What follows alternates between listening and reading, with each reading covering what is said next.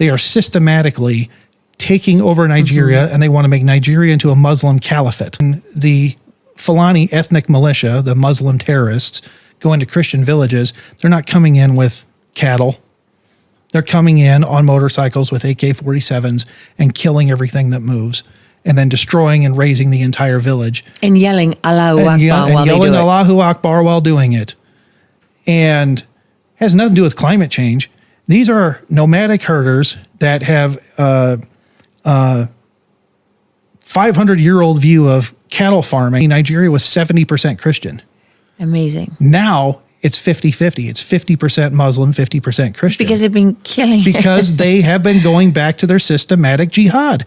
Now, look, Islam has conquered every civilization it's touched since 640 AD through three methods of jihad. One, cultural jihad. We'll move in, we'll blend in with the population as we're a minority. Then they start gaining a population, having lots of kids.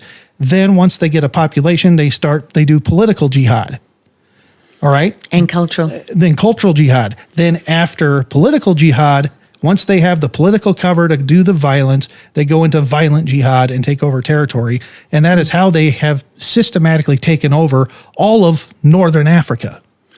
Well, and what's particularly interesting when you dig a little deeper is that the Fulani tribe doesn't just exist in Nigeria. They're in Sierra Leone and Senegal and right across the border, right? I mean, throughout the center and east of Africa and west. And for some magical reason, every country they touch turns into war.